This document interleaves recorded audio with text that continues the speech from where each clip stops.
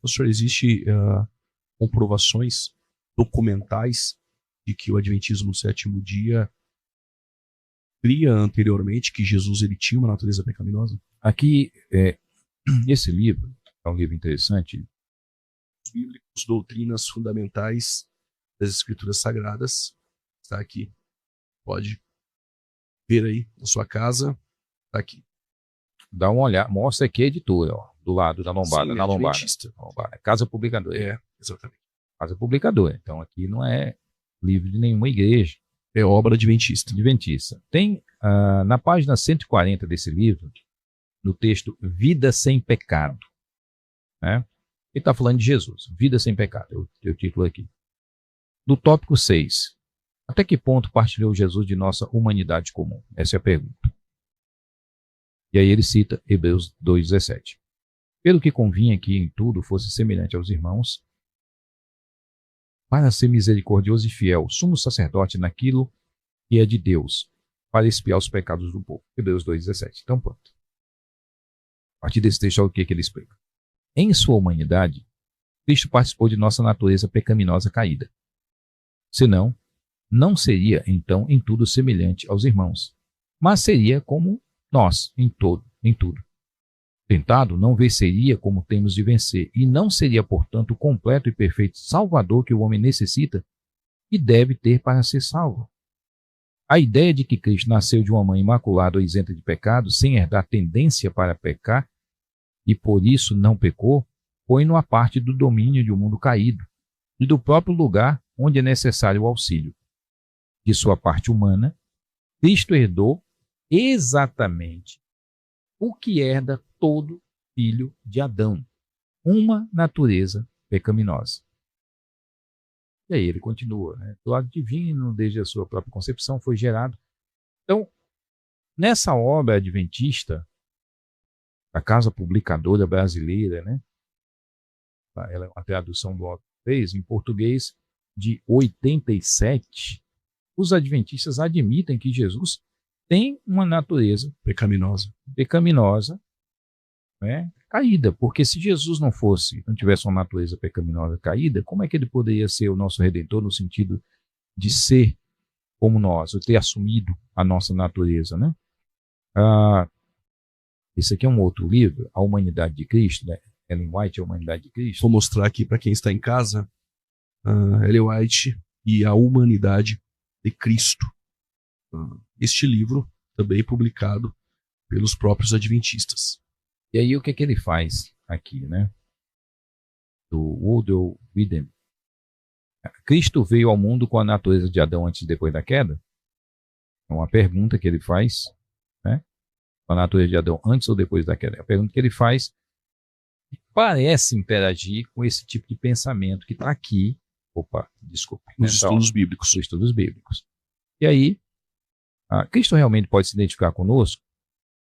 Ele diz, os argumentos dos que alegam que Cristo tinha que ser exatamente igual aos seres humanos pecaminosos para que pudesse identificar-se com eles, caem por terra face a um implacável fato da história humana. Todos pecamos, mas Cristo nunca pecou.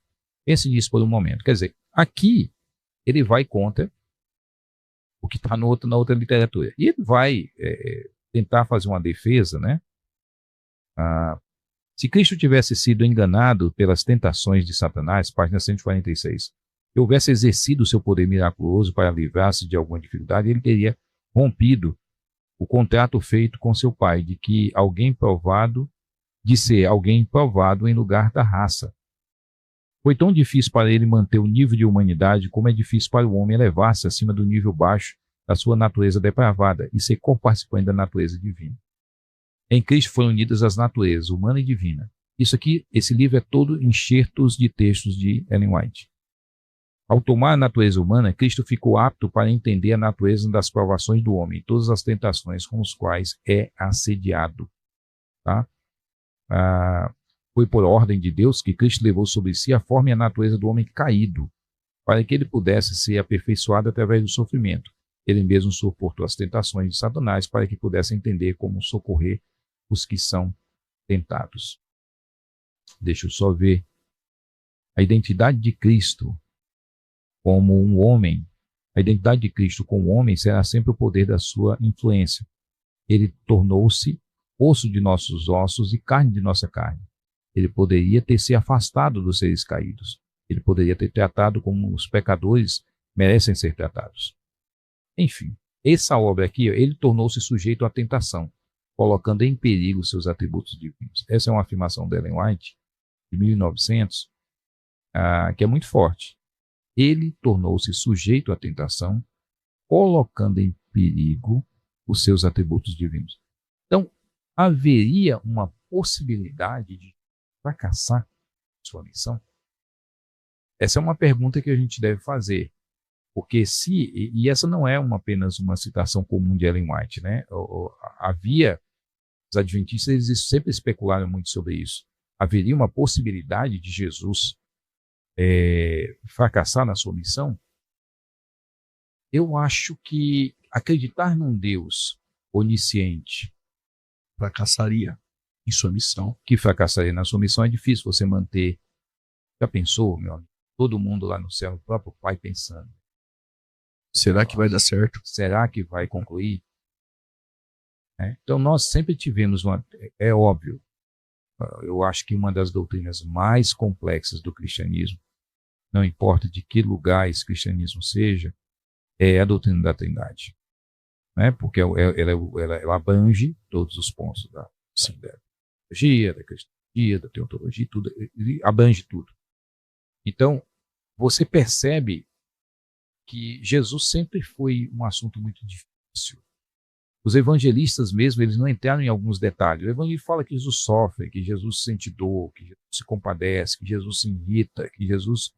Enfim, mas como é essa interação? A gente jamais pode seguir um caminho de um Cristo que poderia fracassar. Nós jamais poderíamos admitir um caminho de um Cristo que herdou natureza pecaminosa caída.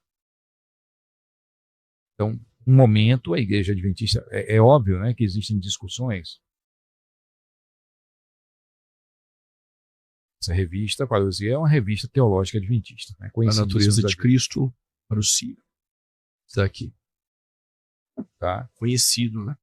Adventistas. Conhecida, é a revista teológica adventista. A encarnação e o Filho do Homem, os temas que estão nessa revista. A natureza de Cristo, a questão soteriológica, qual natureza humana Jesus assumiu. Então, ele menciona aqui na página 34, Cristo veio ao mundo para restaurar o relacionamento, não para continuar na separação. Portanto, ele veio semelhante a nós, como um ser humano fisicamente falando, mas não mesmo que nós, em relacionamento rompido com Deus espiritualmente falando. Emmanuel, ou Deus conosco, significa que ele transpôs o abismo entre o homem e Deus. Isso é ortodoxo. A gente acredita nisso. Ele permaneceu em relacionamento ininterrupto com Deus. Ele permaneceu espiritualmente impecável. Tem alguns posicionamentos que os adventistas possuem. Ele vai falar sobre alguns posicionamentos na história do cristianismo, sobre a controvérsia ariana, sobre o apolinarismo, o nestorianismo, alguns movimentos que aqueles que estão acostumados a discutir sobre esse assunto conhecem, né? A natureza de Cristo no pensamento adventista. Ele vai dizer que o debate cristológico entre os adventistas tem se dividido nos tempos de se Jesus, ao tornar-se homem, assumiu a natureza caída ou não caída. Como nas primeiras controvérsias da Igreja Apostólica, o debate sobre a natureza de Cristo parece centralizar-se no ser de Cristo, que as opiniões antagônicas esperam estabelecer baseadas na exegese de textos relevantes. Todavia, ao contrário dos mais antigos debates, as posições caída e não caída do pensamento adventista concentram-se na natureza da humanidade de Jesus, sem tratar explicitamente da relação entre a sua divindade e humanidade. Ele vai falar aqui, minha discussão, portanto, terá este reduzido enfoque. Ele vai falar sobre isso. A grande questão é, mesmo discutindo, ele admite aqui que esse assunto dentro do adventismo, se Jesus possuía ou não a natureza caída, que é a posição desse livro anterior aqui, do Estudos Bíblicos, era uma posição comum dentro da igreja. Comum.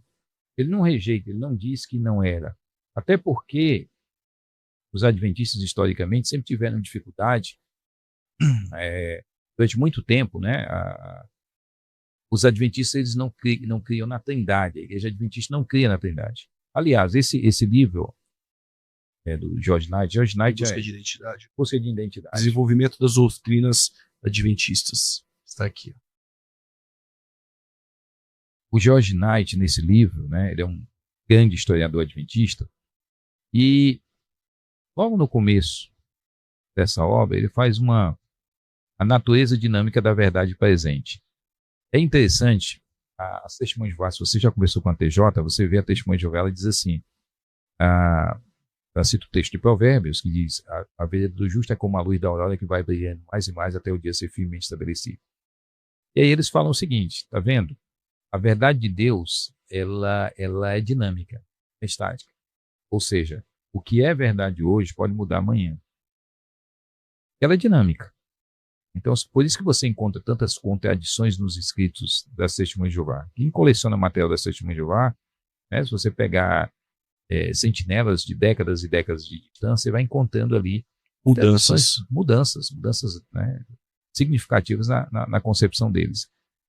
Os adventistas têm uma posição semelhante, que é a da verdade presente. Olha o que esse é um livro publicado pela casa publicadora adventista.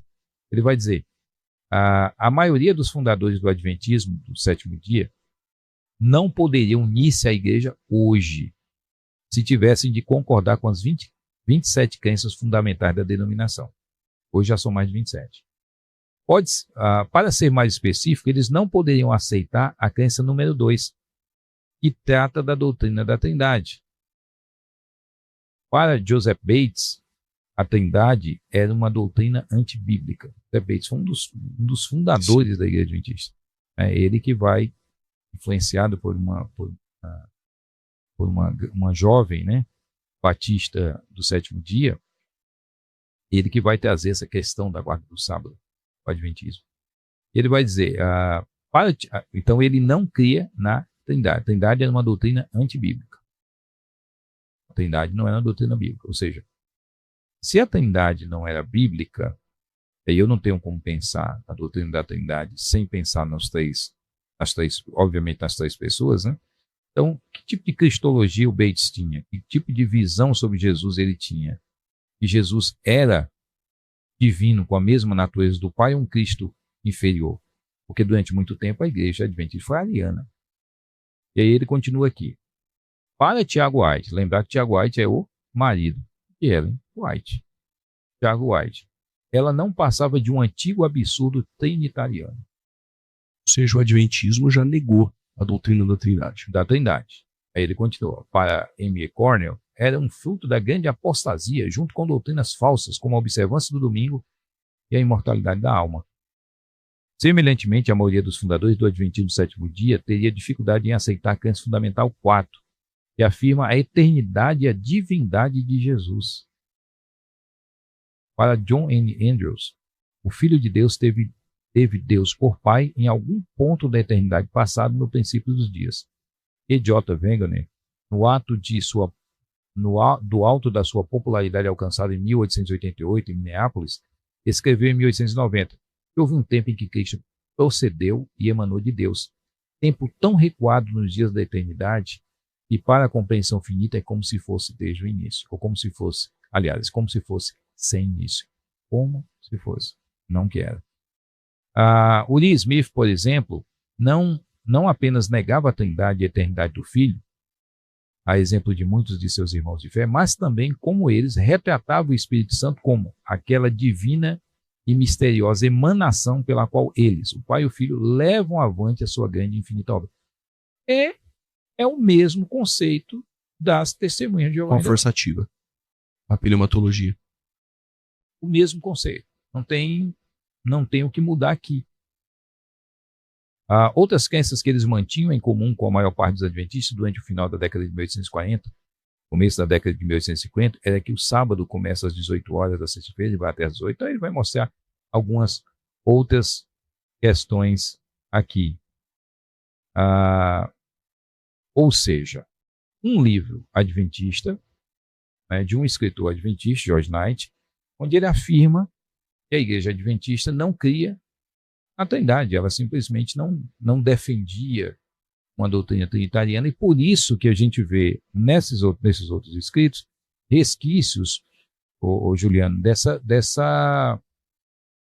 desse antitrinitarismo, né? Então eles tinham uma visão muito equivocada de Cristo.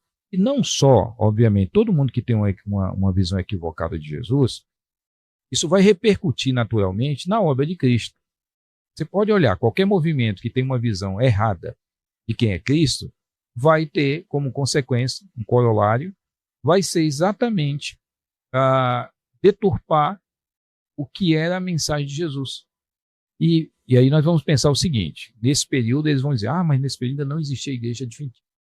Então, o pessoal que está se organizando, né, e que vai depois gerar igreja, 1863 até 1867, tudo. Mas são esses cabeças que vão dar continuidade. Quero mostrar depois uma citação. Aliás, deixa eu ver essa revista aqui sobre Trindade. Mostra aqui essa parousia. É a mesma revista teológica. A Trindade nos escritos de Ellen White. A revista trata exclusivamente sobre a doutrina da Trindade. Aquela outra é sobre a natureza de Cristo. Exatamente. Essa aqui sobre a questão da Trindade. Então, eu fiz algumas marcações aqui que são interessantes. Ela vai fazer algumas afirmações. Ela vai mostrar aqui, ele vai falar aqui. Ellen White refuta claramente a afirmação de que todas as doutrinas da Trindade são a mesma e que a objeção a uma exige a rejeição de outra. Ela está distinguindo claramente entre duas variedades de cristianismo. Eles vão dizer, por exemplo, Ellen G. White condena a opinião da Trindade de Kellogg. Kellogg, o cara lá do sucrilhos, tá? Sucrilhos Kellogg. É ele. Em termos, ele se tornou, se não me engano, panteísta, ele apostatou do Adventismo. Em quase idênticos àqueles usados por seu suposto Tiago, seu esposo Tiago, em 1846, quando ele condenou o velho credo trinitariano não escriturista. Então, ela vai tentar, eles vão tentar aqui admitir que Ellen White tinha uma visão trinitariana um pouco diferente e que, na verdade, se estava combatendo as ideias de formas de trinitarismo equivocadas, né? Então, existem formas de cristianismo, de trinitarismo equivocado. E aí ela estaria tentando restaurar essa verdade. O fato é, deixa eu só pensar, um panfleto publicado em 1897 trazia o próximo componente importante da sua doutrina em Deus em desenvolvimento, o de que o Espírito Santo é a terceira pessoa divina. Então, nós estamos falando de 1897, um panfleto que estava falando, onde ele diz que ela ainda estava desenvolvendo a teologia dela sobre o Espírito Santo. 1897, certo? Ainda estava em desenvolvimento. Em desenvolvimento. Então havia um antitrinitarismo enorme, né? E ela estava ainda repensando alguma dessas coisas. Peraí, mas ela não era profetisa de Deus? Ela não veio para trazer uma revelação, né, para a igreja desse período dos dias? Por que Deus não mostrou isso para Ellen White? Por que Ellen White ainda está questionando uma doutrina ou tentando compreender uma doutrina que o cristianismo já definiu, né? Eu até entendo, Juliano, quando a gente estuda ali o Concílio de Nicéia, né? E o Concílio de Nicéia, ele não é um concílio trinitariano, é importante que o pessoal entenda isso, né? Ele é cristológico. Sim. Nicéia não é trinitariano. É óbvio que ele vai ser a base daquilo que vai se desenvolver no que vem depois. Mas a Trindade é definida entre Nicéia e Constantinopla. Que o Pai era divino, ninguém nunca discutiu. A discussão do Concílio de Nicéia, o que estava em xeque era a divindade do Filho. Divindade do Filho. E se o Filho não é Deus, logo a doutrina da Trindade caia por terra. Exatamente. Por quê? Porque está lá a questão do arianismo, né? Que está em todo vapor, o arianismo, que foi um pastor, um presbítero, né? Que vai entrar em conflito com o bispo, Alexandre, né? Se não me engano, Alexandre de Alexandria. E esse conflito vai gerar um desconforto ali na igreja. E aí vão se discutir essa questão da Trindade e tudo. O Constantino, que abre o concílio, o imperador, ele vai ser batizado por um bispo que é ariano, que é o Eusébio de Nicomédia, né? Então ele vai ser batizado. Então nós temos que entender assim que a princípio existiam discussões. Eu sempre digo assim, quando eu dou aula com meus alunos desses assuntos, eu falo assim, pessoal, uma coisa é doutrina, outra coisa é teologia. A palavra teologia, ela veio da filosofia grega, né? Então, você vai pegar essa palavra, então ela vem da filosofia grega. Então, obviamente, teologia, ela é diferente de doutrina. Por exemplo, as igrejas sabiam que Cristo era divino e Cristo era humano, mas nunca tinham feito uma discussão racionalizada ou racional disso. Como é que pode o humano habitar no divino? Como é que pode o imutável habitar naquilo que é mutável? Essa é uma pergunta legítima, né? E fez parte da discussão dos filósofos gregos, não dentro do cristianismo, obviamente, os filósofos da Grécia Antiga. E aí o que eles vão fazer agora? A teologia vai surgir como essa tentativa de explicar em termos racionais aquilo que a Bíblia diz, aquilo que a Bíblia simplesmente revela sem se preocupar com racionalizar a coisa. Cristo tinha dupla natureza. Paulo não tenta explicar como foi o funcionamento disso. Ele é humano e que ele é divino. Acabou. Mas a igreja depois ela vai tentar, na busca dessa sofisticação, dessa tentativa dela, porque o primeiro movimento dentro do cristianismo que vai fundamentar a fé cristã é a apologética. E por quê? Porque os ataques externos ao cristianismo vão gerar as respostas que os pais apologistas vão produzir. Ok. E que vai gerar essa teologia. O que vai culminar, então, essa racionalização destes pontos centrais da fé é devido aos ataques. Exatamente. Contra aquilo que era essencial e que é essencial. Exatamente. Então, esses ataques vão fazer o quê? E são ataques por parte de pensadores do mundo pagão, né, que estão tentando refutar uma religião que não é qualquer uma, é uma religião que se diz como a única verdadeira. O único caminho. Politeísta, o cara quando era politeísta, ele não tinha uma sociedade politeísta, o cara não tem problema em briga de Deus. Porque todas as divindades estão aí, você escolhe a sua, você adora. Eu chegaria para você, que Deus você adora? Deus tal. Legal. Paulo, e você? Deus tal. Acabou. Eu não estou te convencendo de que o meu Deus é melhor, de que a minha verdade é superior à sua e tal. Não. Cada um com o seu. Cada um tem o seu Deus e todo mundo respeita todos. Isso é uma sociedade politeísta. Mas numa sociedade como o cristianismo pressupõe, de um único Deus verdadeiro, aí a coisa é diferente. E aí essa posição cristã, é a partir disso que vão surgir essas correntes teológicas, né? Que a palavra teologia é de Platão. Platão é que usa. É filosofia grega. Agora eu estou tentando usar um expediente grego para explicar uma revelação doutrinária que está lá. Como é que funciona? Nós vamos criar esses termos que a teologia fez uso. Agora, você admitir que houve uma discussão, né, em Nicéia, como a gente conhece historicamente, houve uma discussão e tudo bem que depois o Ário, né, o Ário de Alexandria, que teve toda a discussão com ele, o Ário depois vai ser trazido de volta para a igreja, né, depois ele vai morrer, tem uma história lá, parece que mataram o homem, né? Naquela época as coisas eram bem diferentes, né? Então, o que nós temos que entender? Uma coisa é essa igreja lá no princípio, discutir esses assuntos, porque as pessoas criam muito... É o lance do modalismo. Hoje a gente vê o modalismo como uma heresia, né, que nega a diferença das pessoas, aquela coisa toda. Mas um dia o modalismo foi uma tentativa de explicar uma ortodoxia. Então não existia uma ortodoxia montada, a gente tem que entender isso. Existiam doutrinas, Jesus é divino e é humano. Agora, como se deu isso? Existe o Pai é divino. E o Espírito Santo? Meu irmão, até...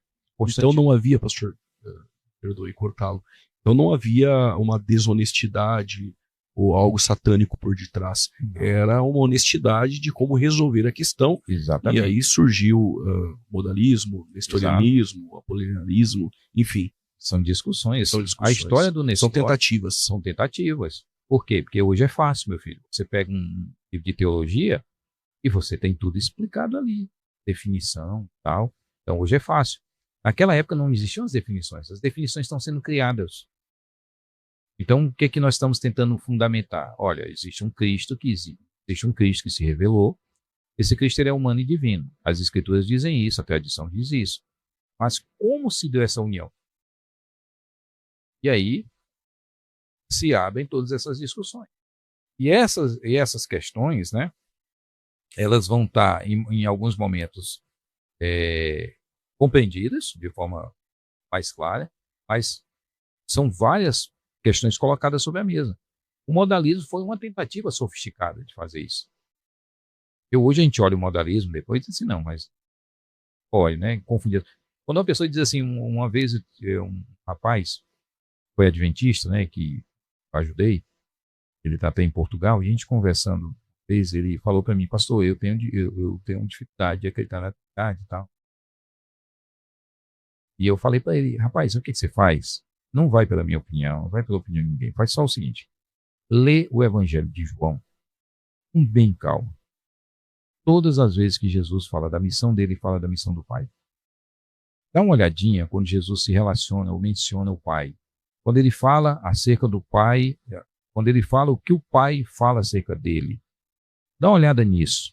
E você vai ver que ou existe separação entre as pessoas, ou Jesus era 13, meu irmão. Porque isso é muito claro. Sim. Inclusive, pastor, o método que o senhor... Quando eu digo que era 13, não é petista, não, tá?